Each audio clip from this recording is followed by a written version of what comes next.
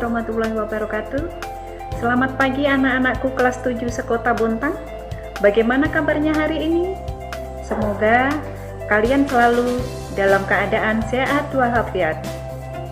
Tetap jaga kesehatan dengan selalu mematuhi protokol kesehatan ya. Jika keluar rumah, gunakan masker, jaga jarak, rajin cuci tangan, dan berolahraga meskipun hanya di dalam rumah. Alhamdulillah, kita dapat bertemu dalam pembelajaran PPKN di siaran pendidikan program Simple Jago kerjasama Dinas Pendidikan Kota Bontang dengan PKTV. Untuk memulai pembelajaran hari ini, marilah kita membaca doa terlebih dahulu. Semoga pembelajaran hari ini bisa diikuti dengan baik meskipun masih dalam kondisi wabah corona. Berdoa dipersilakan. Berdoa selesai. Perkenalkan, nama Ibu adalah Ibu Susilo Wahyu Widyastuti dari SMP Negeri 7 Bontang. Pada pertemuan kali ini kita akan belajar bab 2 tentang materi norma dan keadilan.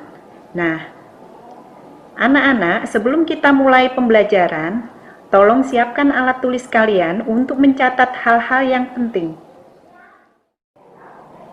Dalam materi norma dan keadilan, indikator pencapaian kompetensi yang akan kita bahas adalah yang pertama, 1.2 menghargai norma-norma keadilan yang berlaku dalam kehidupan bermasyarakat. 2.2 mematuhi norma-norma yang berlaku dalam kehidupan bermasyarakat untuk mewujudkan keadilan. 3.2 mematuhi norma-norma yang berlaku dalam kehidupan bermasyarakat untuk mewujudkan keadilan. Perhatikan gambar yang ada di atas. Apa yang kalian lihat di sini? Iya. Tindakan tegas wasit semata-mata untuk memberikan peringatan kepada pemain agar tidak melakukan pelanggaran lagi. Peraturan sepak bola merupakan contoh bentuk norma. Lantas, apa ya yang dimaksud dengan norma? Waktu SD kalian pasti sudah mendapatkan materi ini. Apa saja norma yang berlaku dalam kehidupan bermasyarakat? Sejak kelahiran hingga akhir hayatnya, manusia selalu hidup berkelompok.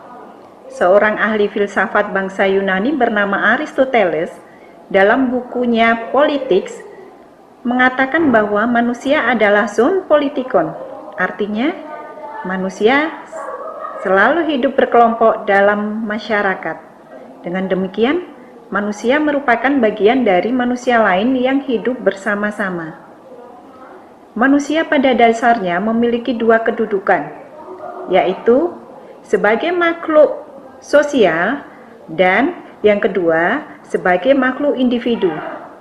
Sebagai makhluk sosial, manusia selalu membutuhkan orang lain.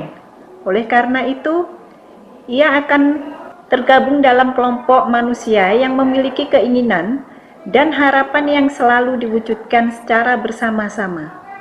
Akan tetapi, sebagai makhluk individu, tiap orang memiliki perbedaan pemikiran dan perbedaan kepentingan.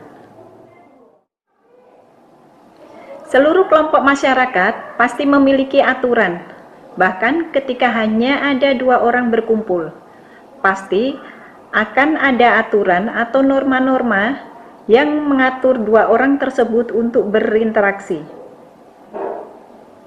Cicero 106-43 sebelum Masehi, seorang ahli hukum bangsa Romawi, mengatakan ubi societas ibi ius. Artinya, di mana ada masyarakat, di situ ada hukum. Di mana ada dua orang atau lebih, maka hukum adalah sesuatu yang wajib ada untuk mengatur hubungan antara dua orang atau lebih supaya tidak terjadi kekacauan. Oleh karena itu, tidak ada seorang pun di dunia ini yang tidak memerlukan hukum dalam kehidupannya. siapapun dia, berumur tua ataupun muda, anak-anak, remaja, dewasa, laki-laki atau perempuan, semuanya memerlukan hukum.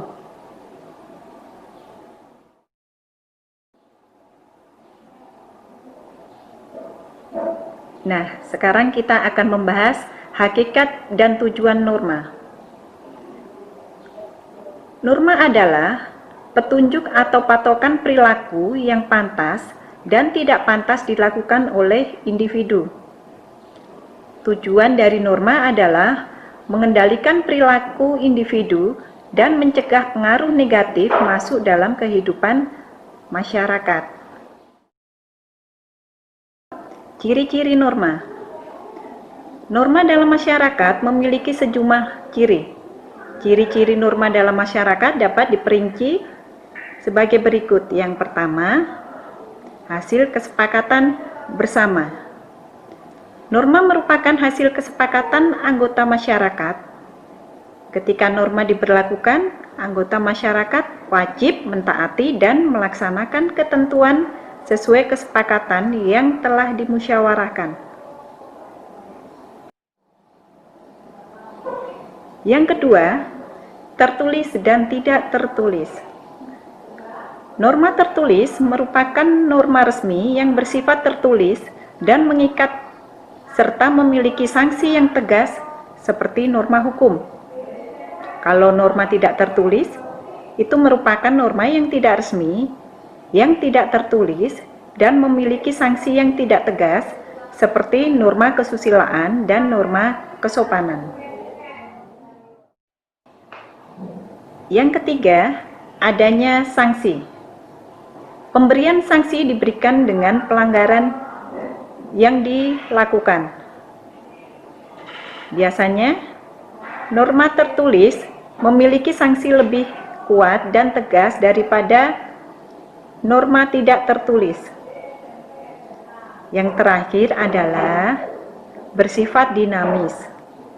Maksudnya adalah selalu mengalami perubahan dan perkembangan sesuai kebutuhan masyarakat. Perubahan dan perkembangan norma akan berdampak pada perubahan pola perilaku anggota masyarakat. Sekarang, norma berdasarkan sumbernya. Ada norma kesusilaan, norma kesopanan, norma agama, dan norma hukum. Kita bahas yang pertama ya, norma kesusilaan. Norma kesusilaan adalah peraturan hidup yang berkenaan dengan bisikan kalbu dan suara hati nurani manusia. Kehadiran norma ini bersamaan dengan kelahiran atau keberadaan manusia itu sendiri, tanpa melihat jenis kelamin dan suku bangsanya. Suara hati nurani yang dimiliki manusia selalu mengatakan kebenaran dan tidak akan dapat dibohongi oleh siapapun.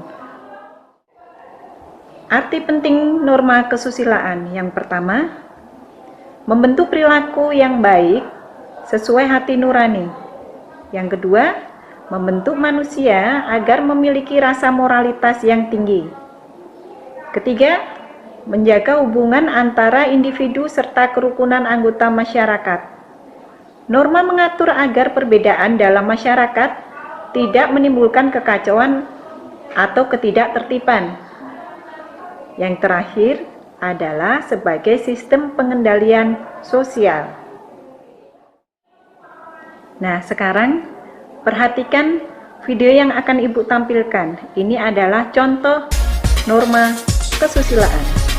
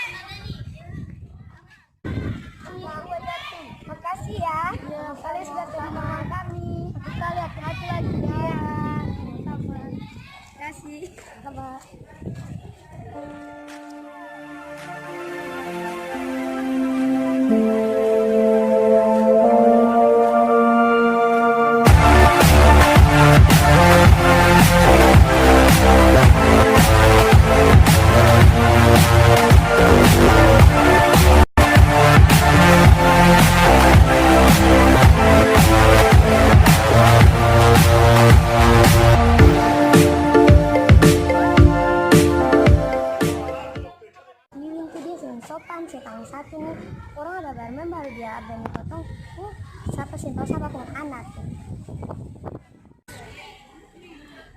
tapi kita ada dengan kamu ada bicara satu orang kalau bicara siapa tuh bukan bicara ose bang anak kita mau bicara beta tuh bicara misalnya saya bicara kasar kayak tadi kamu bilang beta setan lah apalah ada sama kata yang ada di kamu ada sama kata yang kamu kalau orang kan berbeda tuh kalau bicara saya paling kasar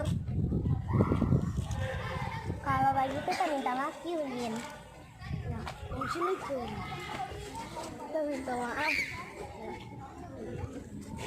kalau gitu sekarang aku nggak tahu juga nah ya tapi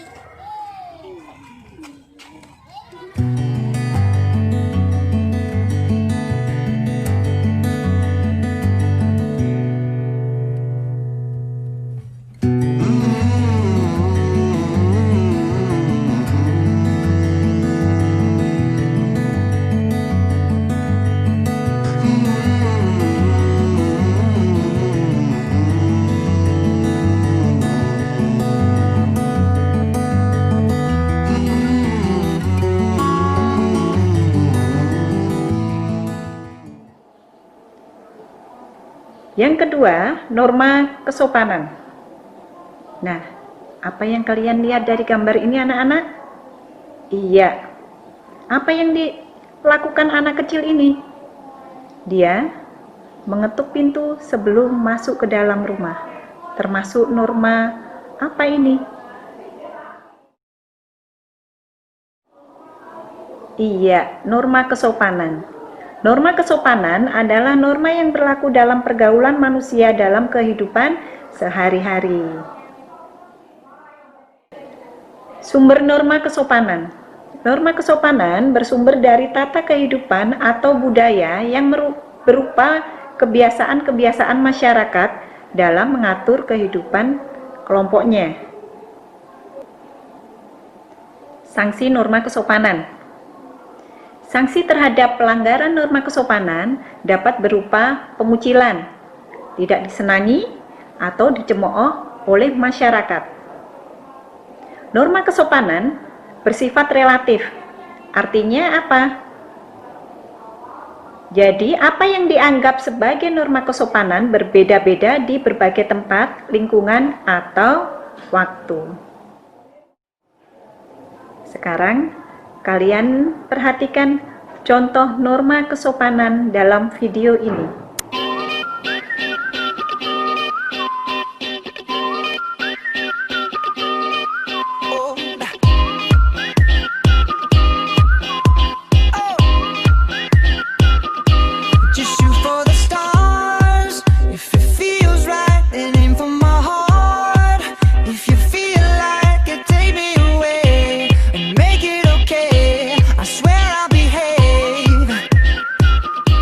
You wanted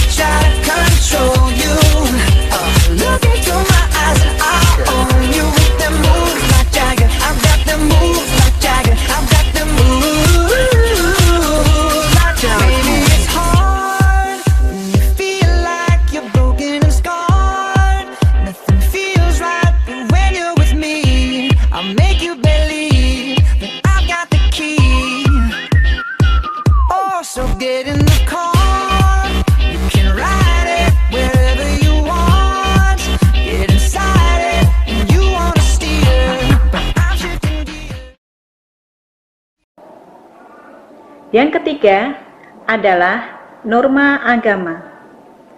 Pengertian dari norma agama. Norma agama adalah peraturan hidup manusia yang berasal dari wahyu Tuhan yang Maha Esa, dan apabila dilanggar dikenakan sanksi berupa dosa. Sumbernya dari mana ini?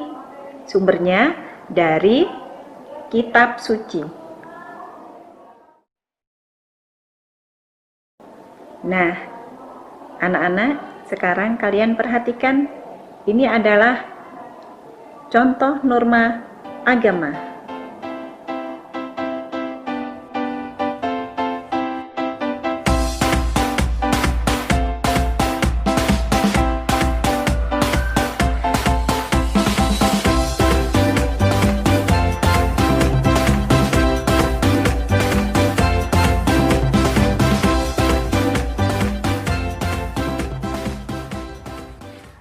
Aduh, udah aus, gak ada duit lagi ya.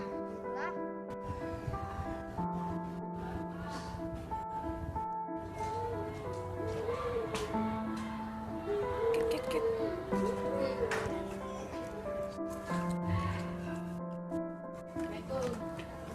Assalamualaikum.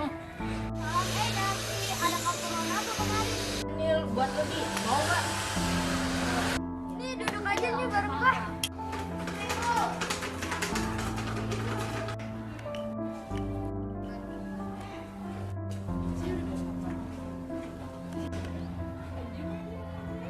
Assalamualaikum. Waalaikumsalam. Eji. Jangan buang sampah sembarangan. Kan ada hadis Nabi bilang, an-nazafatu minal iman, kebersihan itu sebagian dari iman. Iya, Mil.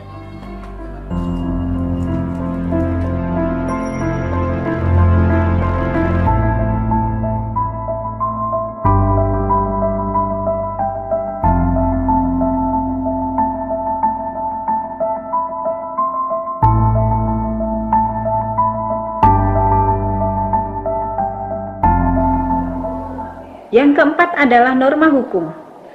Pengertian dari norma hukum adalah peraturan mengenai tingkah laku manusia dalam pergaulan masyarakat dan dibuat oleh badan-badan resmi negara serta bersifat memaksa, sehingga perintah dan larangan dalam norma hukum harus ditaati oleh masyarakat. Dalam pasal 1 ayat 3 Undang-Undang Dasar 1945 menyatakan bahwa negara Indonesia adalah negara hukum. Yang dimaksud negara hukum itu apa? Negara hukum adalah negara yang mendasarkan segala sesuatu, baik tindakan maupun pembentukan lembaga negara, pada hukum tertulis ataupun tidak tertulis.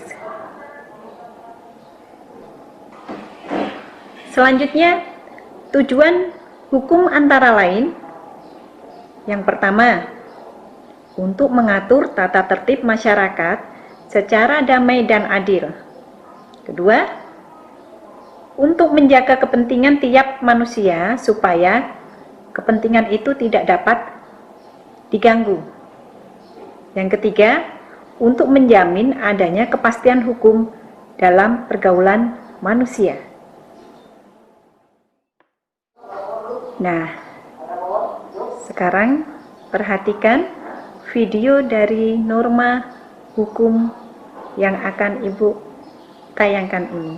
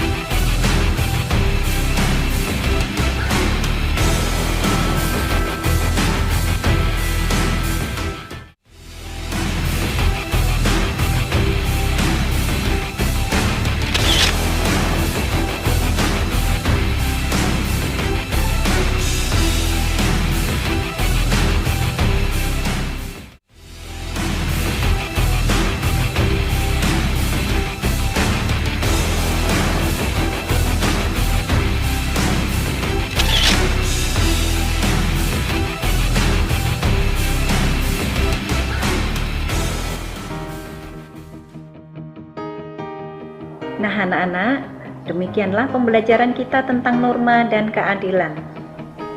Semoga dapat dipahami dengan baik dan diamalkan dalam kehidupan kita sehari-hari ya. Jangan lupa terus berdoa, memohon perlindungan dari Allah Subhanahu wa Ta'ala agar kita selalu diberikan kesehatan dan terhindar dari virus corona. Terima kasih. Wassalamualaikum warahmatullahi wabarakatuh.